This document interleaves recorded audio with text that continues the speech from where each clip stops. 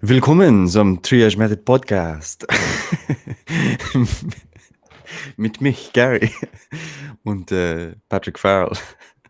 Wie geht's, Patrick? Gary, we're not doing the podcast in German. I don't even know if that was correct. My German's a bit rusty, and I just kind of decided last second that I was going to say that. But yeah, no, basically, me and Patty were chatting earlier, and we were saying that we might have to start doing, a Russian episode, a German episode, an Irish episode, just to take care of our international audience. But anyway, you are here at the Triage Method Podcast. We are Irish. We speak English. But we will continue to do the podcast in English for the moment. So, Patrick, how are you this week? I am positively fantastic, Gary. Could not be better. It's a beautiful day out. It's been pissing rain all week, but it's a beautiful day out right now. I have some work to do, but I'm definitely going to go for a walk up the mountains at some stage today. Anyway, that is an aside to what we're actually here to discuss, which is a continuation from the last two episodes. Yes, 2 episodes? Yes. So the last two episodes that we've recorded, one on an intro to blood pressure and then one on effectively like training and blood pressure. Yes? Yes, sir. And today's episode is a continuation of that, which is basically, we'll call it nutrition and lifestyle for blood pressure, right? Now, as we've discussed previously with the last 2 episodes and previous ones to that, like there is obviously a lot of background knowledge that goes into actually understanding this stuff. So I would definitely go back and listen to the last few episodes of the podcast if you haven't already. Or if you don't want to do that, some of the stuff might just be over your head because we're just going to gloss over it rather than just repeating ourselves repeatedly. But I also want to caveat this whole discussion and say that, first of all, I'm not a doctor. Gary, you're not a doctor. I'm not a dietitian. You're not a dietitian. So we're basically just 2 lads chatting absolute fucking shit. So with that caveat out of the way, the next caveat I want to say is we are also going to discuss this from the point of view of someone who has high blood pressure and also then someone who has, we'll call it normal blood pressure or blood pressure in the normal range. And obviously we're talking about diet and lifestyle stuff. So there is stuff that you can, we'll say, focus on. I'm not going to say prioritize. If you have normal blood pressure and ensure or potentially ensure that you don't get high blood pressure in the future. Basically, we're going to talk about it from those 2 points of view. You've got normal blood pressure. You want to make sure that, you're 20 now and everything is good, but you want to make sure that you're 50 and everything is good. So what can you do like right now as a preventative for high blood pressure in the future? And then also we're going to talk about it from the perspective of, okay, I noticed that I have high blood pressure. I want to start getting things under control. What should I start thinking about in conjunction with talking to your doctor?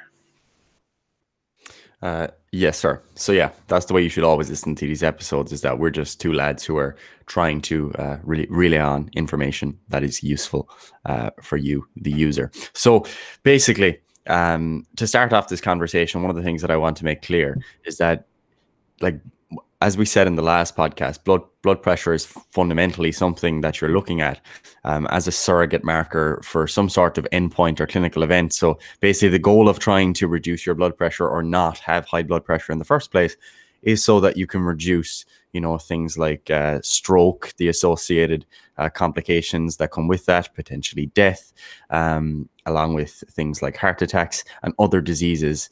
Fundamentally, cardiovascular disease is what we're talking about. So basically what you're trying to do is reduce cardiovascular risk. So when you start to think about, okay, what does a diet look like that's good for blood pressure?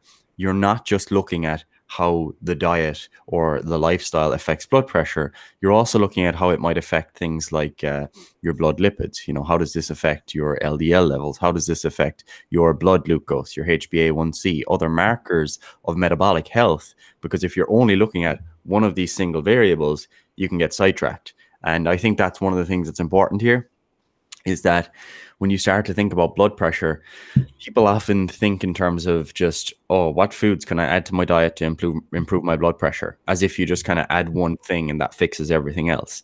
And that's not necessarily the case. Rather, when we start to talk about nutrition as it relates to blood pressure or cardiovascular risk in general, we're basically going to be kind of focusing on the overall pattern of the diet, you could say, and like that you have an overall healthful diet. Some things in there will be, subtraction, like not consuming excessive amounts of processed foods, and some of those things will be addition in the form of maybe adding more fruits and vegetables to your diet. But you always have to focus on the diet as a whole, how it relates not just to effects on blood pressure as an isolated measure, but how it relates to body weight, to blood glucose regulation, to cholesterol and lipids, to blood pressure itself, etc. So all of these things come together to confer your actual cardiovascular risk, and that's ultimately what we're concerned about.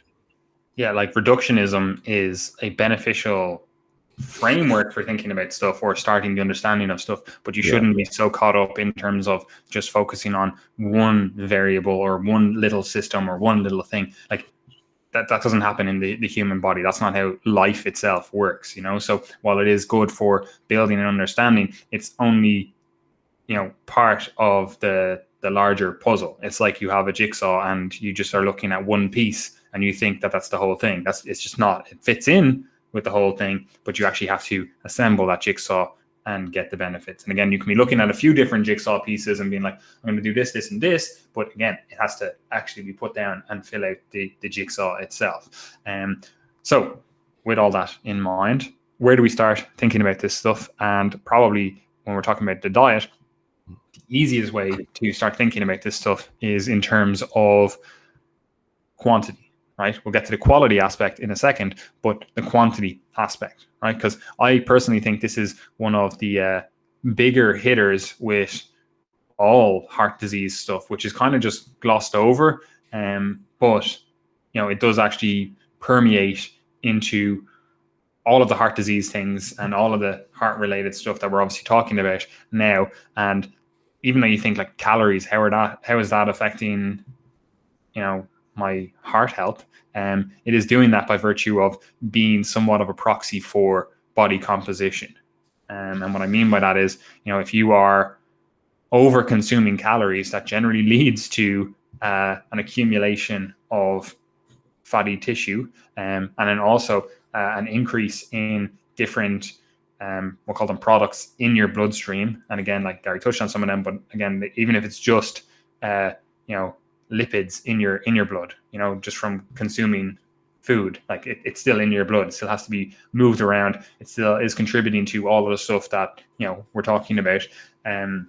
So calories are the start point for this whole discussion, and we don't actually need to go extremely in depth with this because it's very easy to understand. You just need to consume a calorie appropriate diet that leads you to be at a, we'll call it a quote unquote healthy weight for, your population, whether that is you are male, female, 20 years old, 30, 40, 50 years old. You just need to be within a healthy weight range and a healthy body fat range. Now, obviously we have the bias of saying that, ideally we would have a healthy muscle mass range as well. But even then, that's a little bit more theoretical. And while we can say like, yeah, that will definitely help with, all this heart disease stuff, like that's a little bit of our bias, because I don't think that that's as conclusive as, it's not like build 2 kilos of muscle and your blood pressure risk goes down by 20%. Like, I don't think that's, very clearly delineated. However, what we do know is, lower levels of body fat, obviously to a point, like I'm not talking about 3% body fat here, but we'll call it within that quote unquote healthy range of body fat, which is, fairly a large range. Like we could even say for men, it's like 8 to 20%, you could say, and that's like obviously a fairly big range. But once you're within that, you're in a pretty good place. Now, obviously, again, even within that, that's just an average. You could be at 12%, and that's too much for you as an individual. So again, this is just generic advice, and you still have to individualize it. And you are not the generic, average. You are you as an individual, so it has to be individualized to you.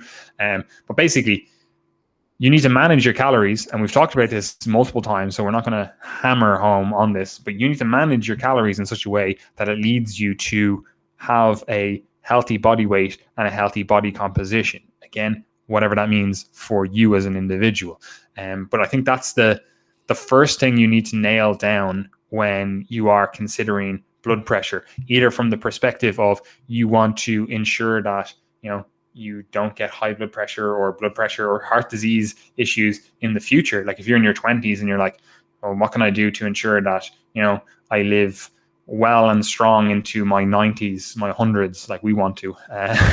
One of the things is to manage your body weight and body composition. And the way you do that is obviously, training is one way, but also managing your caloric load so that you are not accumulating fat over years. So if you are in your 20s and you're like, yeah, my blood pressure is all good right now, like you still need to be thinking of, okay, am I eating a calorie appropriate diet for my activity level and for, my overall health? And again, there is a large range with this, which you can be healthy.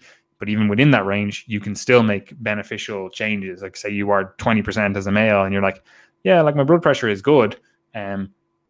Obviously you can still make beneficial changes to your body composition. And you would hope that would then lead to better health outcomes in the future, especially if you are on the higher end of that range. And that's not to say that you can be on the higher end of the range and not be healthy. What I'm saying is you have less leeway then. Like if you're 20% and we're saying 21% is like, you're kind of moving into the territory. Like that's you've only got 1% to play with. You're on the very end, you're on the line. Whereas if you're 8% and you gain 1% body fat, like you're 9%. You still have a huge buffer between it starts getting into an issue. Now, again, these numbers are somewhat arbitrary and they do need to be specific to you, but you do need to dial it into, or you need to be thinking about it if you are trying to manage your blood pressure risk, we'll call.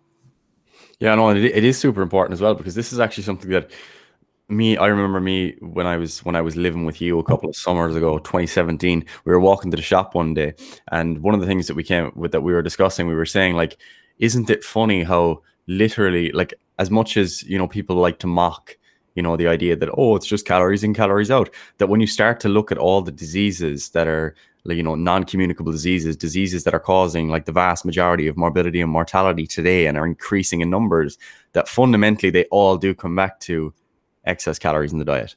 Like, you can have disease of prosperity. Exactly. Diseases of modernity. And you can come back to the idea that, you look at the diet tribes, and you look at people who are arguing about carbohydrates and fats, and, and you have carnivore people saying that you don't need vegetables in the diet. And you have all these these nuanced arguments about things like lectins and anti-nutrients and all of these real nuanced nutritional variables that people argue about, when fundamentally what it comes back to, like, a lot of the real problems are the result of increased energy availability, that people have the ability to access hyper palatable, really tasty, high calorie foods whenever they want. Like, that is fundamentally it. And that's fundamentally the problem that we are dealing with in the West, but increasingly across the whole world. It's certainly not just the West, and it's something that's going to become an increasing problem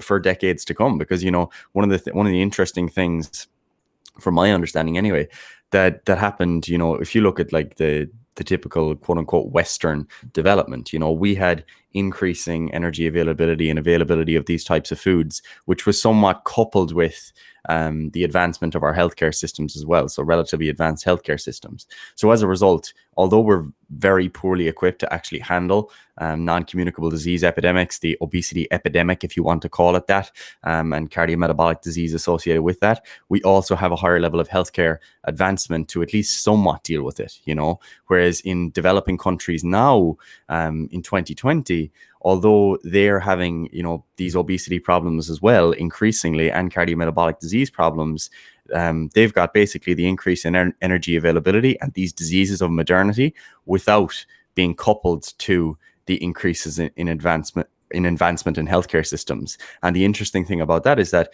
a lot of the philanthropists, this is going a massive sidetrack, but a lot of the philanthropists that will donate to things like vaccine research for infectious diseases, you don't actually have that same level of investment because it's not like a one cause, one treatment paradigm. So you've got complex treatment paradigms needed to try and manage these diseases. So basically the point there being that, when you look at like Bill Gates donating vaccines to developing countries and it's like absolutely amazing outcomes, we're not going to see that when it comes to these non-communicable diseases. So in decades to come, these are really, really, really, really big problems. And they all come back to, as you say, Paddy, too many calories. It seems reductionistic, and it is because they're the result of complex systems, but there you go. That's what we're dealing with.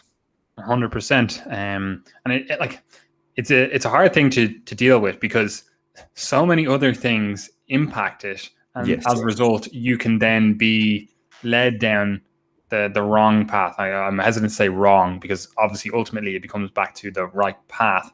But what I mean by that is, like you could be in the carnivore tribe, or you could be in the, really low carb tribe or whatever. But ultimately it leads to a reduction in calories, and then you start getting the benefits of that. And all of a sudden you're like, oh, this, very specific diet works. And to an extent, I agree with that, because obviously there's a huge amount of variability between every individual, and that leads to a situation where different food intakes, based on your personality, based on, your environment, based on, how you were raised, all that kind of stuff, different foods may lead to overconsumption, and that's just, there's not, unless you are actively tracking calories, which the vast majority of people are not, you're just going to end up in a caloric excess, right? And that could be for you carbohydrates, and that's not to say that carbohydrates are bad for everyone, but for you, they could lead you to a situation where you just don't adhere to a calorie appropriate diet. So something like a low carb diet might be the perfect solution for you as an individual to eat a calorie appropriate diet, So I don't want it to ever seem like we are, bagging on or giving out about these different diet types, if they ultimately lead to you as an individual eating a better diet for you, and eating a more calorie appropriate diet, then that's the goal ultimately. Like, I don't care if it's a, fucking seaweed diet that you're doing, as long as you're getting the nutrients you need to get and it's sustainable and results producing for you, then who really cares? Like, ultimately that's the goal. Like, I'm not saying that, my diet is better, your diet is better, I'm saying that there are obviously principles, we'll call them first principles, from which you can understand all dieting patterns. And one of the big hitters of that is, the caloric load of the diet relative to, the caloric expenditure of the individual. But it doesn't really matter how you actually ultimately end up portioning out that caloric load. I don't care if you only eat fruit. Literally, it's irrelevant to me. If you get all the nutrients that you need, and you eat a calorically, balanced, we'll call it, or appropriate diet, then you're going to get the majority of the benefits from just managing calories. And this is, again, appropriate for understanding your blood pressure risk and understanding any of these heart disease, cardio fucking risks, diseases, cardio health stuff. Like, if you eat a calorie appropriate diet and you engage in, physical activity, you get so many benefits that it's just such a no-brainer to do, theoretically. Like, obviously in practice it's hard because, stuff like chocolate tastes fucking delicious. So, it's understandable why it's hard to do. But if you can take nothing from any podcast we ever do, except for the fact that you need to figure out a dieting strategy that allows you to eat a calorie appropriate diet, then you will have won. That's the key takeaway. Yes, you can really get, dive deep into the subtle nuances of everything. And like, I love doing that. Gary loves doing that. But you as an individual listening to this, even if you are a trainer, that's not necessarily what you need to do to impact and get results. You just need to find a dieting style, dieting strategy that allows you to get an appropriate level of calories for your activity level, and all of a sudden you've won. Like, that's everything after that is just like, yeah, we're tweaking this to, maybe optimize this a little bit better. Maybe you don't have enough protein in that calorie amount. Let's see if we can tweak this a little bit to, get that. But bringing it back to the question at hand, if you control for calories, you eat a calorie appropriate diet that either results in you losing weight if you need to do it, or potentially gaining weight if you need to do it, and then being in that healthy weight range for you as an individual, then you've done a huge amount for, quote unquote, curing your high blood pressure, but also you've done a huge amount for, preventing high blood pressure in the future. Yeah, 100%. And I suppose like the clarification there that I know you're alluding to is that, like, one of the unfortunate things that gets conflated is the idea is that calories are something that you really do need to pay attention to, and the actual practice of tracking calories. People assume that they're basically synonymous with each other, and that if you're making the case for calories being really important, that you need to actually go and track them. And that's absolutely not the case. And I think this is one of the places where I think some of the evidence-based people in the fitness sphere potentially create more conflict than is needed among the diet tribes at times, because like you have to make the case that like low carbohydrate diets, like if a low carbohydrate diet is what actually is helping you to manage your overall calories, and even though you've never tracked them, you just manage your diet in this way, like that's a totally valid approach. The same thing when it comes to fasting interventions. If you fast for 3 days a month and that's your thing, or you fast 1 day per week or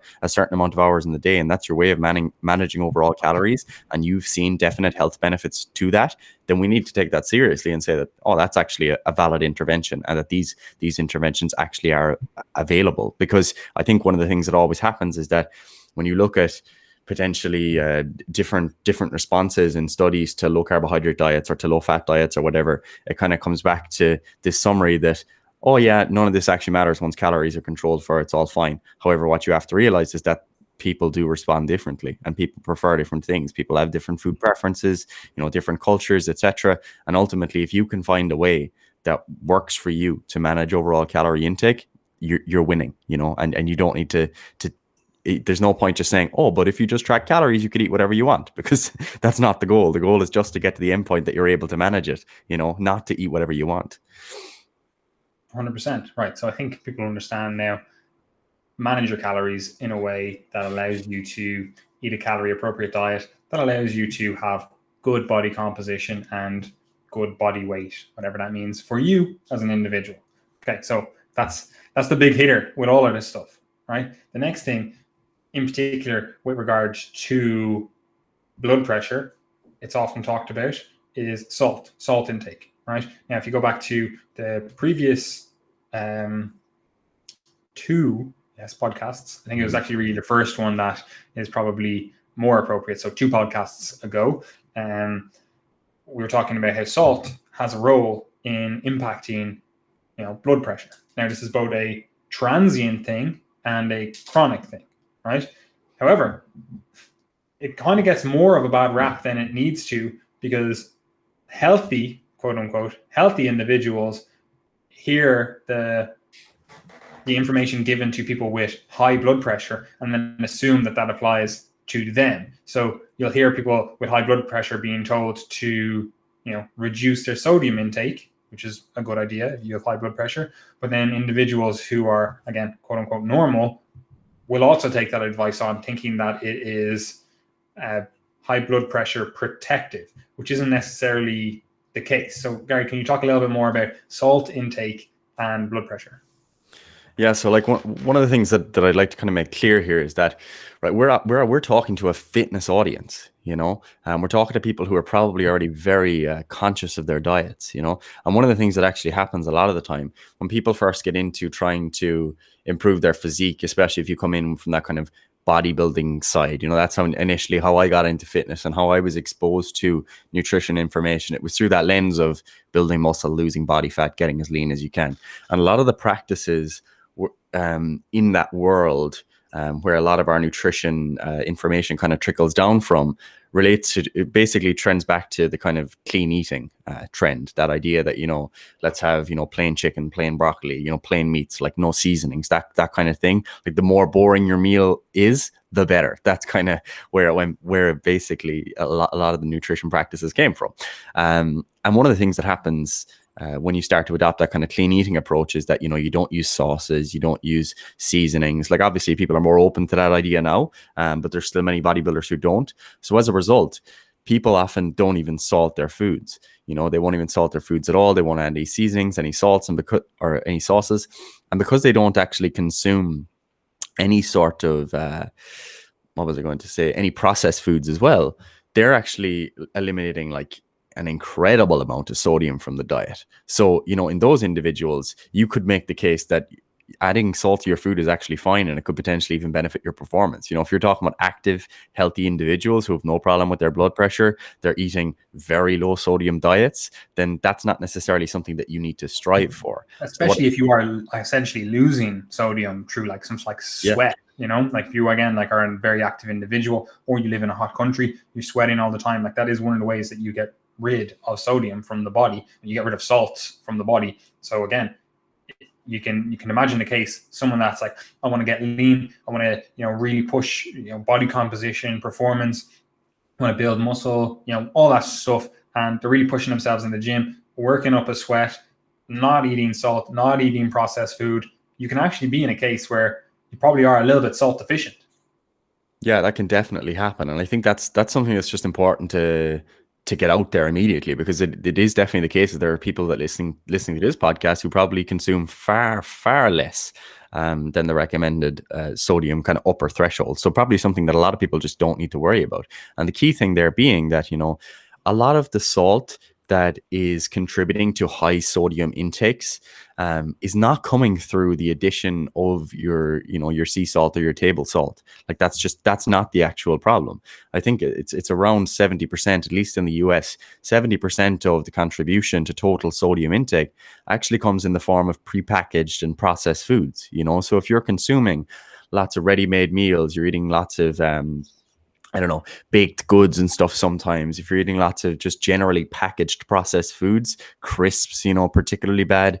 If you're eating lots of foods like that all the time, then you're going to have a very, very high sodium intake, independent of whether or not you actually add salt to your food. So that's one of the funny things you often see happen, is that people consume like ridiculous, like even if you're consuming, sometimes healthy, quote unquote healthy pre-made meals, some of them can be really high in sodium, and someone might think they're doing a great job by just cutting all the salt out of their diet, but they're only cutting the salt that they actually add, so it really doesn't move the needle at all. And this is really the reason that this is so context is so important here, because if you're the individual who is consuming a whole foods based diet that includes lots of fruits and vegetables, you don't eat lots of processed foods, you're probably going to have a high potassium intake within that context. And as a result, because you don't take in much sodium from the diet itself, you don't add salt to your food, and you've got a high potassium intake, all those things contribute to a situation in which, even if you did add a bit of salt to your food, probably wouldn't be a big deal at all. However, if you're the individual who consumes a highly processed diet, lots of junk food, lots of processed food, prepackaged meals, etc., adding food to that, or adding further salt to that, is just, adding fuel to the fire, because you're already at a ridiculously high sodium intake. So that's really important to get from the get-go, is that whether or not we say add salt, take away salt, totally depends on original dietary context. 100%, Gary. So with that in mind, if you are a quote unquote normal blood pressure individual, I wouldn't be too worried about salt. Like you can still say, like, I think the general recommendation is like total of 5 grams per day, which is, you're not going to be banging on 5 grams of salt to, a single meal if you're like, shaking it out itself. Maybe you will. I don't know. Maybe there's some individuals out there that are like, yeah, I fucking love salt. Give me 5 grams. You and your chips. Yeah, of course. But anyway, most people are not going to be, banging a load of salt out on their meals. So if you are a normal blood pressure individual and you are just trying to be healthy especially if you exercise, I wouldn't be too worried about your salt intake. You might see, a transient rise in blood pressure, like you have a high salt meal, you might see your blood pressure go up a little bit after that. Again, I wouldn't be worried about it. It's not a chronic increase in blood pressure, right? However, if you are someone that has higher blood pressure, it probably does make sense to lower your salt intake. And as Gary said, I would probably be looking, first of all, to sources of processed food in the diet, processed meat, packaged goods, all that kind of stuff, looking at the salt content of those packages themselves, and then, reducing it where possible. That would be a definite go-to if you do already have high blood pressure, right? You can also, swap out things such as, if you're like, oh, I don't really eat a huge amount of fruit and vegetables, but I like to have salt on my meals, then you can swap it out for something like a low salt or a potassium sodium salt. And you can get an increase in potassium then relative to the sodium that you eat, which is potentially beneficial for all of this blood pressure stuff. Obviously, again, if you do have high blood pressure, I would be talking to my doctor about this stuff. Yes. But probably would be a good idea to limit your salt intake, at least until you get your blood pressure under control and in a good place where then you can start really playing with, is it 3 grams that you can have? Is it, or do you need to have, you normally salt 2 of your meals per day? Maybe you only salt 1, like stuff like that. You start playing with it once you've got stuff under control, So I think that covers salt. Do you have anything else you want to say on salt?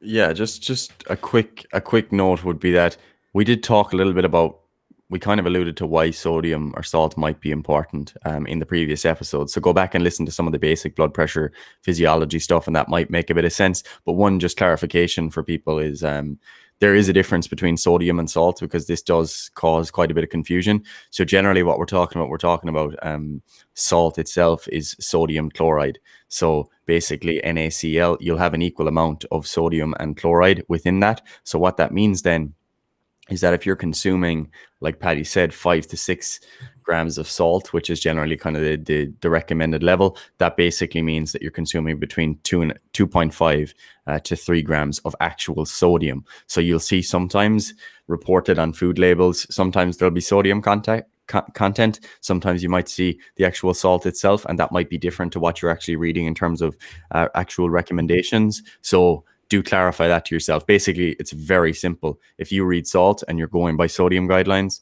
cut the salt in half. If you're reading sodium and you're going by salt guidelines, double it. Pretty simple stuff. Fair. Okay, so the next one, we've actually touched on it a few times, is this is just good advice if you have quote unquote normal blood pressure and if you have high blood pressure, you need to increase your fruit and vegetable intake, right?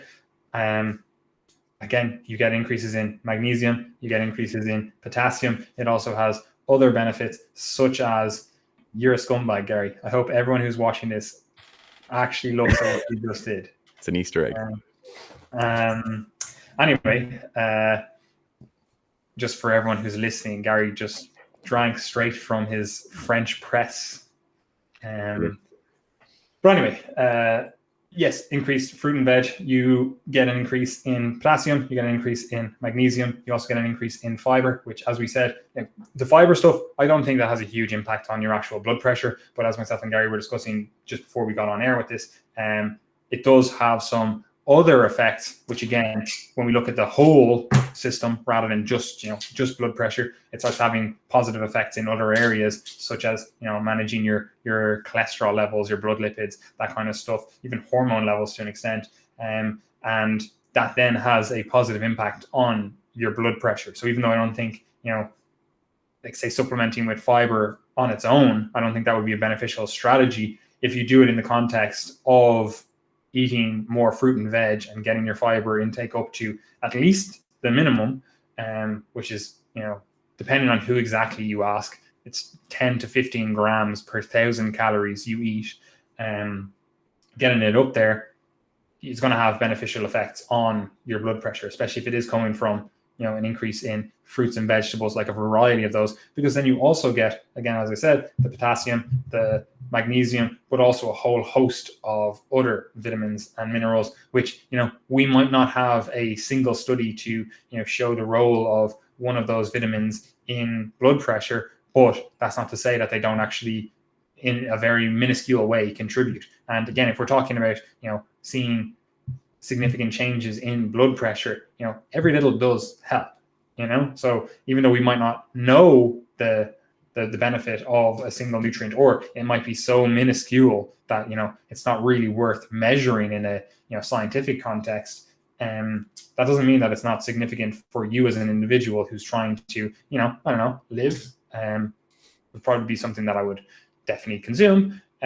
So fruit and veg, it's good. Again, you can go by that 5 fruit and veg per day. Like we like to always say, 5 to 12. I think that's a more beneficial strategy. But again, that's obviously context specific. Like, don't think you're a failure if you're like, look, I only get 5 fruit and veg. It's, that's all I get per day. Like, don't think like you're not getting 12, so you're not going to make it. You are going to make it. But there probably is benefits to a slightly higher or an increase in your veg intake above that. That's not to say your diet always has to be like that, but especially if we are considering blood pressure, it's probably a good idea. You have anything else to say on the fruit and veg side of things, Gary?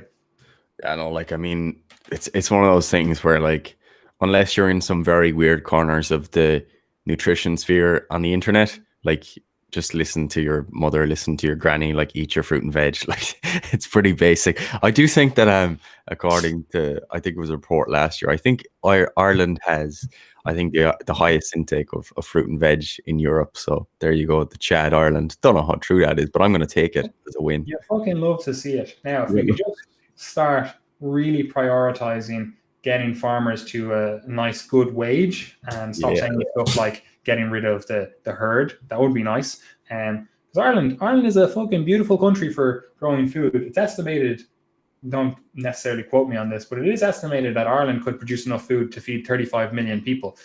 We don't have 35 million people. Huh? Too easy. Yeah, we don't have 35 million people in Ireland. So that means that we can be an exporter, and that means that we can all be more prosperous, and all we have to do is incentivize farming. Anyway, that's an aside. But increase your fruit and veg. It's a good idea. Get it in. Some Wexford strawberries. They're in season now. I'm growing some blueberries at my back garden. But anyway, that's a complete aside. You have nothing else to say on fruit and veg? No, like, just eat your fruit and veg, man. Just do it. Pretty straightforward. Next thing then is omega-3 intake. This again is one of those ones that it just has the overall cardio benefits, and that may not necessarily mean that, this directly impacts your blood pressure in a more, like, we'll call it a mechanistic way. Although I do think there are some things that we could say are definitely attributable to omega-3. I just think that getting your at least bare minimum omega-3 intake, which is, again, depending on who you ask, we'll say 3 to 5 grams of actual, the omega-3s, not just, I'm talking about EPA and DHA, not just like, I took a fish oil tablet and it said it was a gram. That doesn't mean that you actually got a gram of omega-3.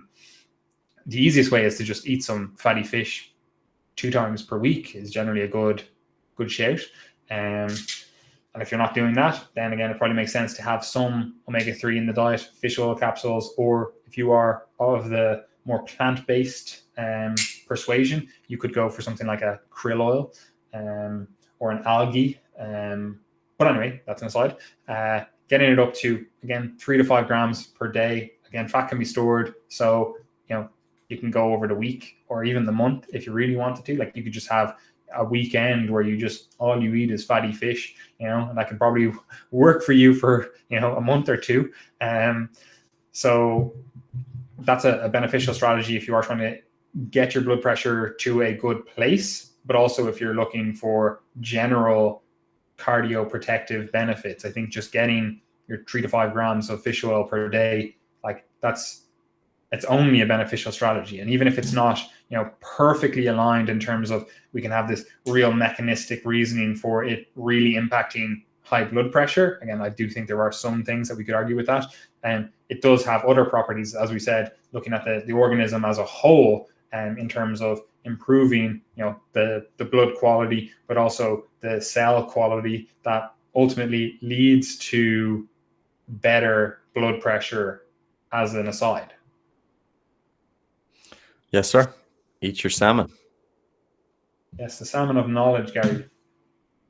Yeah, I think that's pretty simple. We can move on from that. What did you have next on the next thing on the list, and this is a one that you have a bit of an anecdotal experience with, and this is caffeine intake. So caffeine, tell me, is caffeine going to destroy my blood pressure? Yeah, so caffeine is one of those ones that has had basically a kind of a back and forth with cardiovascular disease over the years, and that people have always kind of been like, there is a lot of research into caffeine and cardiovascular disease and events and blood pressure, etc.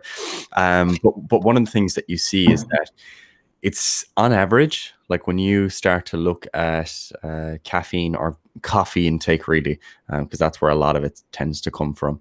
When you start to look at coffee intake and cardiovascular disease and the relationship there, caffeine comes out, or coffee comes out, pretty good. It comes out pretty good when you take that kind of 10,000 foot view, and you're just kind of looking from that 10,000 foot view and saying, right, what's the relationship between coffee intake and cardiovascular disease? And it seems to be, at the very least neutral. There'd be a nice diplomatic take that, drink your coffee, you're going to be fine. Potentially beneficial in some contexts, but as I will discuss, potentially not so beneficial in other contexts. And this is ultimately where things do become a bit more complex, but not so complex that you can't just use your own individual information. So basically, like what you see when you start to look at caffeine is that, like, there's a number of different genes that basically affect caffeine metabolism, like lots of them.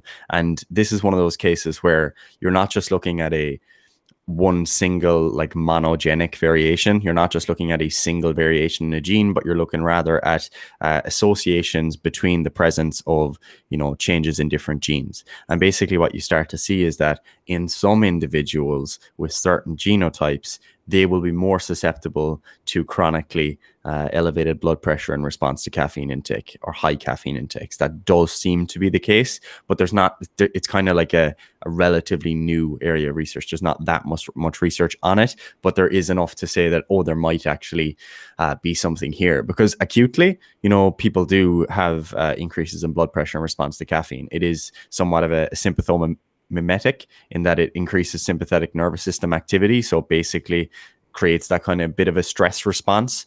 So that can affect your blood vessels and your blood pressure. But the general argument then would be that, just because, people have increases in blood pressure acutely, in the short term, much like exercise, that doesn't mean that is the case for the long term.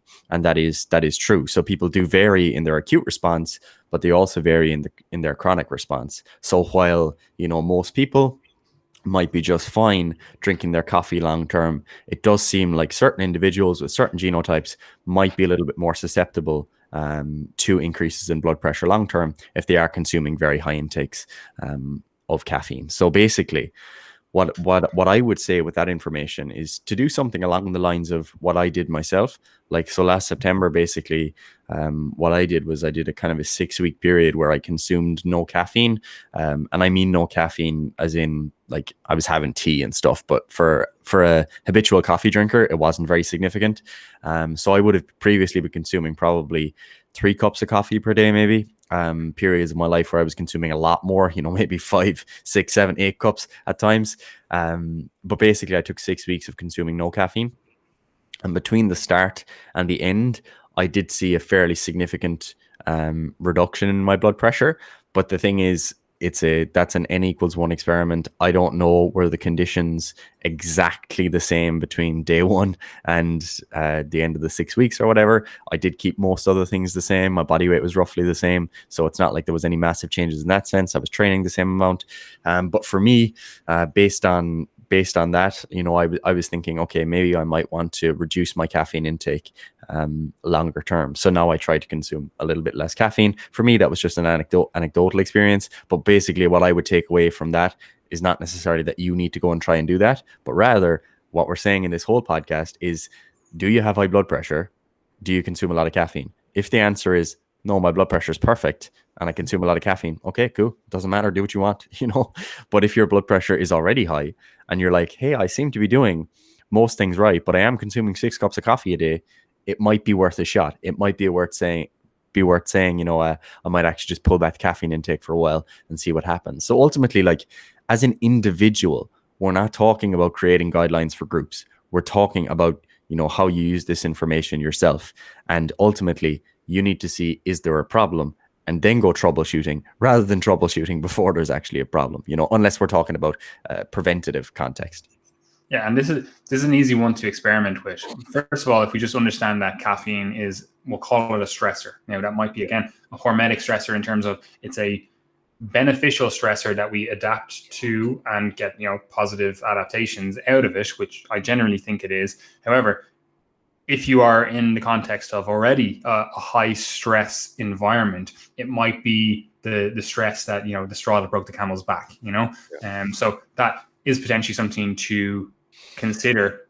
You have to consider the rest of your life. Like, how is your stress overall? Is that something, is the caffeine beneficial? Like, you might be really stressed, but the caffeine is something that you're like, oh, I really enjoyed this. It kind of, soothes me, brings me down, whatever. That might be the case, However, this is actually a really easy one to start experimenting with, because what you can do is, rather than looking at the blood pressure changes, what you can do is look at your heart rate changes in response to caffeine intake, especially over a chronic period of time. Because obviously caffeine is going to increase your heart rate. I don't think anyone would disagree with that. And, for some individuals, especially if it's like a cup of coffee, just a normal cup, you might get an increase in, we'll say, 5 beats per minute. I'm not sure of the exact number, but we'll say it's relatively low, right? However, if you are constantly seeing your heart rate up in the, you're just walking around and it's in the 70s, 80s, 90s, well, maybe not walking around, that's maybe just sitting down. Yeah. It's in the 70s, 80s, 90s. You're like, okay, this is something that I should be aware of. And if you just, drop back on the caffeine intake, or like an easy switch is just to go, right, I'm going to have decaf instead of all the coffees that I normally had. If you're like, I just need to have that little, taste and all that kind of stuff, then swapping that out and assessing how your heart rate has then changed in response to that gives you a little bit more of an immediate feedback than the blood pressure changes. Because you might see some, the blood pressure changes on a day-to-day level, but it's actually a little bit easier to see the heart rate changes and to actually feel that rather than feeling the blood pressure changes, So that's something that I really like to do, like to assess. Again, look at your call it your resting heart rate when you're sitting down during the day, when you're actually awake, and when you've normally consumed caffeine, maybe after your 3rd, 4th, 5th, 6th, 8th cup, then see where your resting heart rate is with that. And you're like, okay, this is just up at the 90s, then that's probably not a beneficial strategy long term, So seeing what you can do to get that back down is probably a good idea. And again, this goes back to the first thing as well. Like, again, if you drop your body weight to a quote unquote healthy level, that generally also improves your heart rate. So again, you can start seeing that all these things are tied in together. But that's something I really like to do in response to caffeine, is see how it affects the heart rate and then make some changes to your caffeine intake based on that. Because the blood pressure one is very hard to see because it can creep up chronically over years. You might not think that it's the caffeine that's actually doing the creeping. You might be like, oh yeah, it's fine. It's just the way my blood pressure is going. It's just I'm getting old or whatever. But it might actually be the fact that you have 10 cups of coffee per day, and this is just chronically tipping you up. So an easy way to see more like fast changes is to just look at the heart rate, see how it responds, and if you notice, okay, normally I have 8 cups of coffee per day, and today I didn't, and my resting heart rate was actually 40 beats lower, then probably your intake of caffeine is excessive. Like I always notice is like if I have over 4 cups of coffee per day, like for the day after and the day after that, my resting heart rate is still a little bit elevated than what it normally is. Like normally, if I wake up in the morning, depending on how fat I am and how fit I am, my resting heart rate is somewhere between 35 and 45, right? Then during the day when I'm just like, sitting at my desk and stuff, it's generally around 45 to 50, But if I notice I have a few extra coffees throughout the day for a few days, especially, I'll notice that I'll just be sitting here and my heart rate will be 60, 65, And even if I haven't drank more coffees on that day itself, I notice its effects the few days afterwards, so obviously it's still in my system. We can argue again, say that maybe, there's an increased catecholamine secretion in response to it. And, maybe there's some sort of circadian rhythm, it's a, what the fuck is that called? It's aligning, it's syncing with that. You would normally have had a coffee at 12 o'clock for the last 3 days. So your body's already anticipating that. Potentially we could argue all that stuff, but it's irrelevant at the end of the day because I'm noticing the effect and I can easily modulate that by just changing my caffeine intake. And I'm not someone that generally has a huge response to caffeine and blood pressure. However, this is something that you can easily see changing really quickly and then adapt to it. Yeah, 100%. And like as I failed to say there, I mentioned that we were talking about kind of variations in genotype, and the important thing to get there is that like a lot of the enzymes that we would be or the genes and the enzymes that would be of interest there relate basically to your speed of caffeine metabolism, which kind of goes back to what Paddy was saying, is that you could be a very fast metabolizer or a very slow metabolizer. You're going to have people at the extremes. You're going to have a lot of people in the center. But the point there being that, you should somewhat be able to kind of tell what sort of response you're having to caffeine. If you're consuming caffeine and you're having, like, let's say your last cup at 3 p.m., but you're a really slow metabolizer and hence it's still in your blood as you're going to sleep, it could be affecting your sleep, which is then having feed forward effects on your blood pressure as well.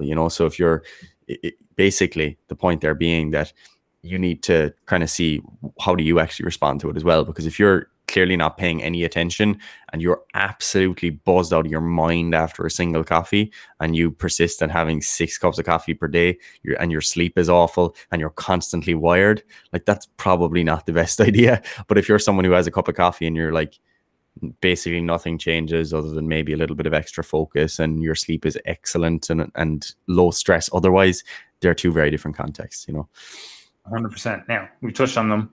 These are the last two, and then we touch on, and that is sleep and stress. So again, sleep is one of those things that, it does, if you have poor night's sleep, it does actually increase your blood pressure. And as we discussed when we're actually talking about blood pressure, like blood pressure changes at different points in the day, and obviously there's the syncing event of sleep that, helps facilitate that. And obviously it's again like correlation, causation, like which one's influencing which, but either way, there is this, synchronicity, there is this rhythm to it that is, synced to the day.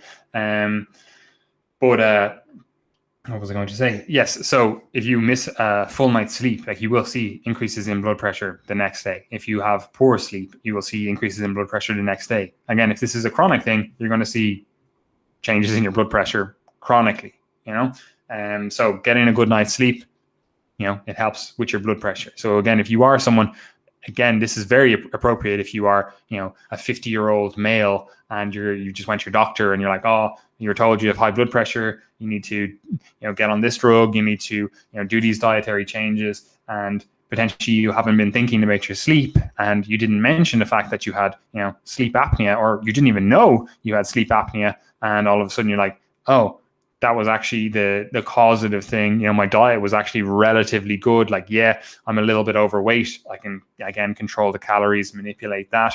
And obviously that would then potentially help with the sleep apnea. Again, it does influence quite a lot, helps with quite a lot, as we discussed. But, getting your sleep apnea sorted, all of a sudden you're like, oh, wow, my blood pressure dropped into a normal range, And again, this influences other things as well. Getting your sleep sorted helps with, mood regulation throughout the day, so you're able to handle stress a little bit better. You're also able to handle the calories you're eating a little better, your insulin sensitivity. You also make better food choices. Like, again, it's one of those things like calories that it impacts so much. So doing stuff to get your sleep sorted is one of the big hitters as well that I would consider when considering any disease, really. Even if it is something like a broken bone, I'm still like, well, you need to sleep to help with recovery. So it's you need to have that on point, so you're going to need to do something to ensure that you're able to get a good night's sleep, even in the case of, like, again, a broken bone. So getting that sorted, it's a big hitter. We'll probably do a few podcasts on sleep itself. I'm currently writing some sleep articles. But yeah, if you have high blood pressure, if you have normal blood pressure, if you care about your health, get your sleep sorted. Do you agree, Gary? 100%. And like, obstructive sleep apnea is one of those rare lifestyle related conditions that, like, if you can just spot it, it's like, boom, treated, done. And your quality of life hugely improves, because basically, like, you could be walking around, particularly like if you are obese, or even if you have very high level of muscle mass, especially around the neck, the traps area, if you're walking around, you're walking around with obstructive sleep apnea. Well, not literally walking around with it, but if if your partner says to you that you're not, or you seem to stop breathing in the night, or you really struggle during the night, and you're really fatigued all the time, and your sleep is, you don't wake feeling rested, etc., and you've got high blood pressure and you've got high blood glucose. Like, if you go and you get a sleep study done and they say, okay, right, you've got obstructive sleep apnea, we're going to prescribe you with a CPAP machine, that can, like, really, really improve the quality of your life and your risk for these cardiometabolic diseases. So it is one of those things where it's not a big lifestyle change. It's not overhauling your diet. It's just you spot it, you treat it, and you're kind of on your way, other than having to wear a CPAP when you sleep. Like, but the trade-off is definitely worth it. This is one of those things that you actually see a lot in, like, we'll call them otherwise healthy individuals. Yeah. Especially in the, like, resistance training world, especially if they do use stuff like anabolic steroids, where they've built a considerable amount of muscle, especially around that, like, neck, upper back type area, and all of a sudden their sleep is just awful, and they're like, oh, I don't know what's going on with this, like, it is definitely something that you see a lot more often, again, in otherwise healthy individuals, like, especially like something like a rugby player, where it's like, oh, this is beneficial to gain mass. And all of a sudden they're like, yeah, my sleep is awful, my recovery is awful, shit. So if you do consider, or if you do think this pertains to you, I would definitely look a lot deeper into it than just going like, oh yeah, like that could be the cause. Like, I would actually, get a sleep study done, do all that stuff that you need to do, get your CPAP, get sorted. Obviously, there are other things that you could potentially do to benefit that, but again, that's not for this podcast. The final thing then is stress. And again, this is a pretty straightforward one when you consider, again, having listened to the first episode on blood pressure and even on the heart itself. Like, we know stress, it plays a role in this stuff, and as we touched on with caffeine intake and stuff like that, like, again, it's a stressor that could potentially transiently lead to increases in blood pressure, but it could also lead to chronic, especially if it's chronic stress, it could also lead to chronic increases in blood pressure. So do you have anything to say about stress and blood pressure, Gary? Yeah, this is an interesting one, because, like, it's kind of easy a lot of the time to tell people to, oh, you should try and change your diet, you should make these changes, or here's how to improve your sleep. But stress, sometimes it's one of those ones where it's kind of like, what trade-offs are you actually willing to accept, and what trade-offs can you accept? Because if you're listening to this, and you're a mother whose husband is at work all the time, or you're a single mother and you've got 4 kids and you're fully responsible for those kids, and one of them happens to be sick or has some sort of disability or something, and you're struggling financially to make ends meet. There's so many stressors in there that are unmodifiable, essentially, and you can say, oh, meditate for 20 minutes a day, but it's kind of one of those things where, like, you have to be realistic about what's actually going to move the needle in these contexts. And for some people, there are far less modifiable elements of stress. And I think that's something you do have to always keep in mind and be empathetic to when you're talking about stress, because sometimes you can have, like, fitness influencers and stuff talking about the importance of stress and meditation and mindfulness, but they're coming from a position where, maybe they earn their money online by making posts, and they're able to go on multiple holidays per year, or they're paid to go on holidays, and there's very little that they're actually kind of responsible for, and that would actually cause them to be very stressed. So you have to always be empathetic if you are that person that other people mightn't actually be able to live like me, and obviously there are always controllables in our lives, and there are cases where you're just willing to accept the trade-off. Like for me personally, like, do I think going through the next 4 years and subsequent training in medicine while doing triage and training and etc., while managing all that stuff, do I think that's a net benefit to my health? No, I don't. But I'm able to accept the trade-off that what I see as being my kind of purpose in life, you could say, or the things that actually motivate me to want to be alive in the first place, I'm willing to accept that actually comes ahead of some elements of my health. And that if living a more meaningful, higher quality life, that where I actually achieve things that are meaningful for me, if that means taking 5 years off the end of my life, I'm like, that mightn't be the best, but I'm willing to accept that trade-off. And that's me personally. You don't have to accept that at all. And that's where stress is at this crossroads for me. It is about personal trade-offs, your personal life, what you have to do, what is modifiable, etc. So with all that out of the way, because I like to put that caveat there, stress is important.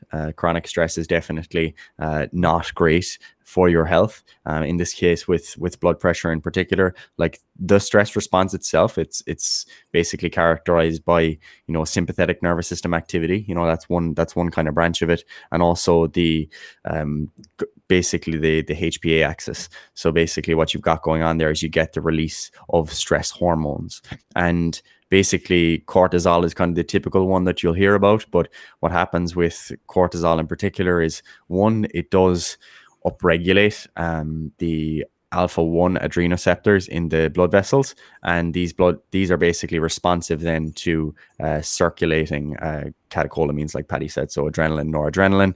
Basically what happens is, then once you get a sympathetic nervous system response and you've got this elevated level of cortisol, your blood vessels are now actually more responsive, so they're more responsive, they're going to constrict more.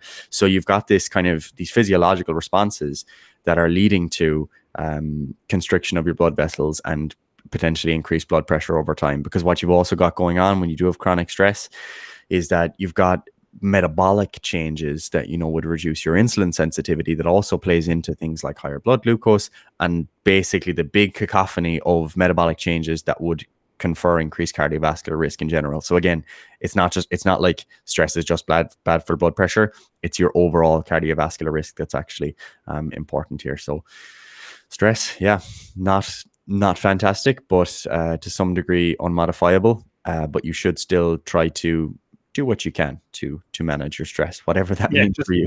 Just on that, like, even though you're saying like it's unmodifiable, like, because obviously for the majority of people, the biggest stressors in their life are probably going to be more, we'll call it socioeconomic, than other stuff. It's more like my job, my family, my mortgage, my all that kind of stuff. But there are still things obviously that you can do in terms of, first of all, like, again, if there's foods that you're just like, look, this causes me to have a stress response, maybe you're gluten intolerant or something, you're like, obviously you cut those out, like that's a no-brainer. But also if there's like we could argue that calories, like dropping your calories, is a stressor. And so maybe that's not something you need to do. Maybe it is, you need to be at a maintenance level of calories, or you need to prioritize getting the calories down first of all, so that you get body composition changes, accepting that that's going to have a trade-off of increased stress for a time period, and then you're going to eat at a maintenance level of calories so that you can maintain your body weight in the healthy range.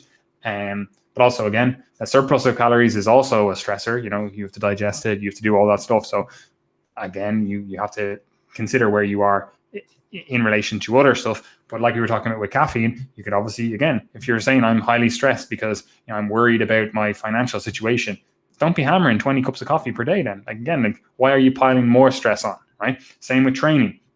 If you're in a stressed situation because of work, family, all that stuff. Like, don't be doing some German volume training 6 days per week. Like that's just not a smart move.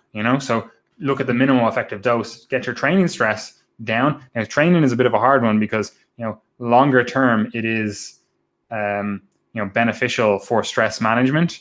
But again, if we're talking about a situation where you're overly stressed for a period of time, maybe you do have to go on an easier period of training. Like, again, it has to be appropriate for your overall life, where you are right now and what you're trying to do. Basically, don't try to fucking gun it career wise, family wise, and then also try to gun it training wise. Like, again, there has to be this little bit of a trade-off. And if you are going to really push training and be like, this is I'm really going hard with it, I want to squat 500 pounds or whatever, like, the rest of your life stress has to be on point to facilitate that.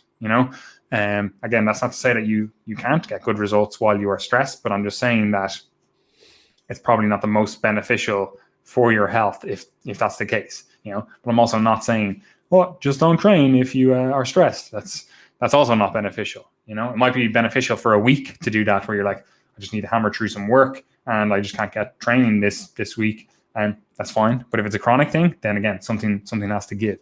But there are modifiable things with regards to stress that you can actually do. Again, getting to sleep is one of them. Getting your diet on point, get like caffeine intake. Like, there are stuff that you can do. So while you can't perhaps deal with the socioeconomic stress that you're under, you still have some modifiable things, and that's what you have to look to. I'm not going to say, like, you see people being like completely outlandish and they're like, oh, your job's stressful, well, get a different job. That's in my mind, I'm like, that's just the stupidest advice ever. Like, what if you're a CEO of a company, you're like earning fucking, I don't know, $1 million per year or something, and you're just really stressed out over just because you're running the company, and someone's like, yeah, just get a different job if the stress is too much. That's terrible advice. Like, you're doing this so you can support your family, and like, yeah, you're willing to have these trade-offs, like Gary said, and be like, I'm going to be more stressed now with this job, but it leads to me bringing home the bacon, and as a result, my family being prosperous, generating generational wealth, if you will. So again, you have to take all of this stuff into account, especially when you're talking about stress. And again, I know it can be very hard to really dial in and modify your stress when so many of the stressors are just out of your control. It's just life. But there are stuff that you can control. Yeah, and importantly, like here as well, we have to really, really be clear on like acute versus chronic. And I don't just mean acute as in like a week or a day. I mean acute as in 5 years.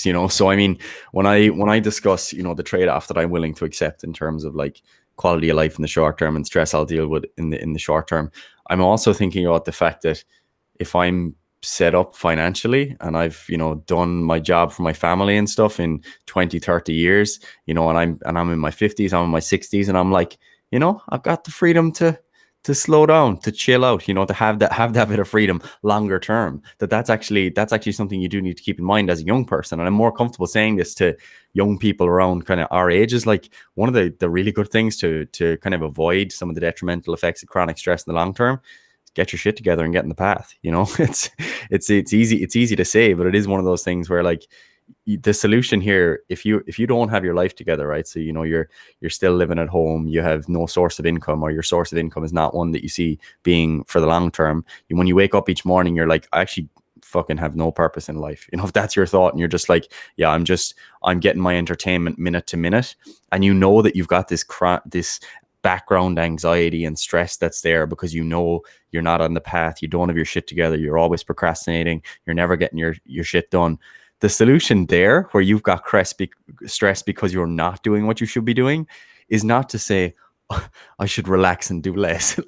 like that's clearly not the solution in that context. So you have to actually consider, what are the sources of my stress and how does that relate to the long term? Because that individual, if they take the foot off the gas and they already have nothing, then you stay having nothing. It's very, very, very different to the person who is longer term. If they're a workaholic and they already have what they need, they have the option to say, I can actually pull back a bit. I can do part-time.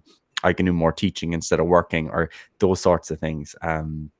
So you have to keep that in mind too, because it's very comfortable to say, oh, I don't want to live a stressful life. But realistically, you do have to live a stressful life for some period of time if you want to have an unstressful life in the long term. And that's basically comes back to that phrase that we repeat all of the time, and that will be the topic of our next podcast, which is discipline equals freedom. If you can have the discipline to endure kind of eating shit in the short term, you'll get the freedom in the long term of having, kids that you've supported well, that had what they needed, and that you have the funds to be able to send them off to college or whatever they want to do, and all those sorts of things that actually matter in the long term. 100%, Gary. Anyway, I've nothing else to say about diet and lifestyle with regards to blood pressure. We can definitely go off on some fucking tangent if you want. However, I don't think people generally want that. So, to do a recap, basically, eat a healthy diet. Don't stress when you don't need to stress. Get your sleep. Get your veggies. Calorie appropriateness. Eat the calories that are appropriate for your goals. And all of a sudden, your blood pressure is either under control or stays under control.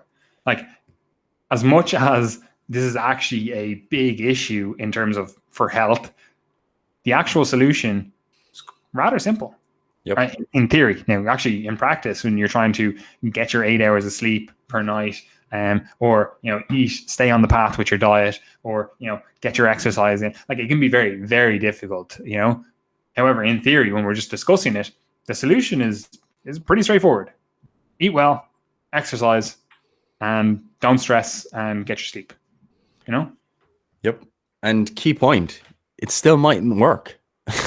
You still might have high blood pressure at the end. You still might take on all this exercise stuff and have the perfect lifestyle, and you still might have high blood pressure. At that point, it might be the case that you say, hey, doc, I've tried, but hit me with those ACE inhibitors, or hit me with whatever you think is the next step. Because the goal is not just to be able to say, I did what I could for my blood pressure. The goal is to reduce your risk of morbidity and mortality long term, and live a better quality or longer life. So, I mean, I want to live to maybe 120, I think would be good.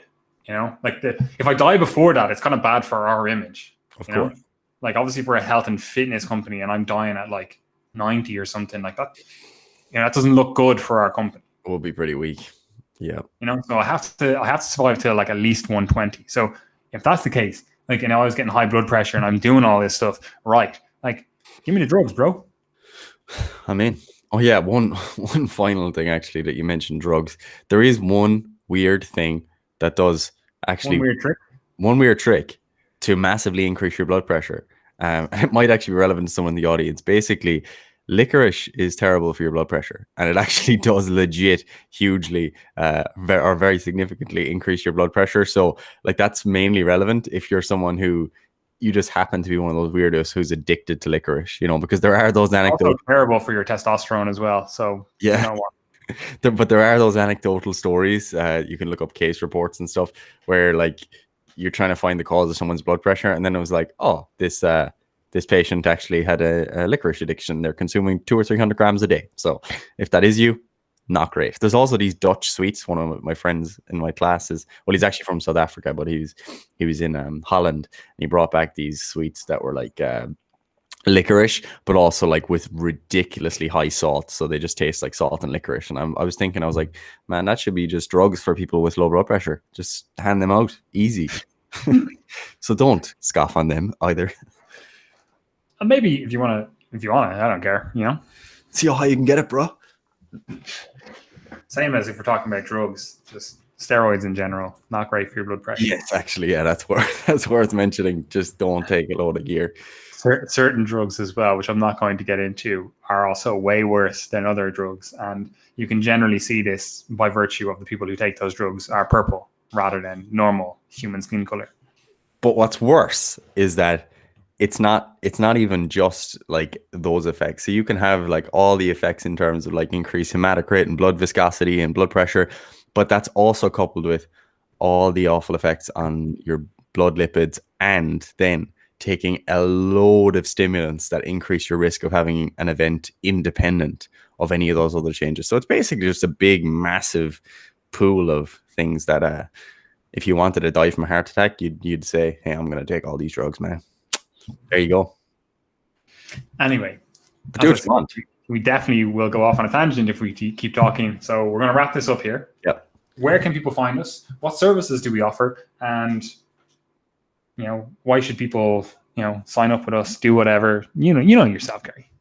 Yeah. So guys, as you'll know, if you've been listening to the last few episodes of the podcast, we are currently working in the background on the Coaches Corner, which is going to be a membership site dedicated to personal trainer education, essentially, and interested trainees. I always like to include those people.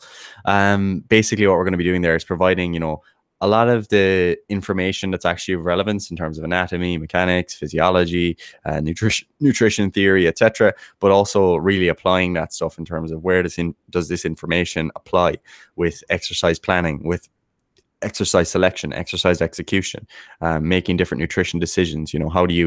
How do you decide, when you're going to change calories for someone, or this client comes to you and they have back pain, what are you going to do? Case study based stuff. So a lot of stuff is going to be in there. And if you are interested, what you can do at the moment is, one, if you're thinking, I don't really know, Gary, that's a vague description, join the Triage Method community, which is our free Facebook group. And what you can do in there is you can start to see some excerpts that we're putting in there. So we'll be popping in some slides from basically the Coaches Corner content, so that you have an idea of what's going to be in there in advance. And then in addition to that, you can join by pre-registering your interest, rather, in the link below. You'll be added to an email list, which basically just tells us you're interested. So when the service is being launched, we'll send you the first information and a discount as we get the ball rolling. So that discount will only be accessible to those who are on the list. It does not mean that you have to sign up. It just means that you'll be eligible for a discount once we do get the ball rolling with that. So that's the Coaches Corner. And as I said, Facebook group, join it regardless of whether or not you're interested in the Coaches Corner. Join the Triage Method email list. You can subscribe to that below, and we'll send you out all the interesting resources that we think are useful from around the internet, but also all the content that we have produced throughout the week. What I might do is start popping in some excerpts from the Coaches Corner into the newsletter as well. So, if you're not on Facebook, that's something that a lot of people do report, that they're not on Facebook, but they want to keep up, join the newsletter, and I'll try and make sure that you get those insights too. And then, of course, follow the social medias, in particular YouTube, if you consider that social media. Subscribe on YouTube. It really does help us out in terms of the videos getting more views, and you will obviously be able to keep up with the content that we are posting, because we're posting lots of different diverse content on YouTube, and then Instagram and Facebook as well, if you'd like to like the page or follow, just so it gives us a little bit of a helping hand in terms of our message reaching more people. And one thing we fail to mention a lot of the time is the podcast as well. So do subscribe to the podcast and leave a review, because that does really help. If you listen to, or if you subscribe to the podcast, it increases the chance that our podcast will come up in recommendations when people listen to similar podcasts. So it helps us out when you do that. And if you do enjoy the episode, do share it on your social media too. Wonderful, Gary. You have such a soothing voice when you're selling our services. I have been told that. Anyway, I have nothing else to say. So it's too easy. It is literally too easy.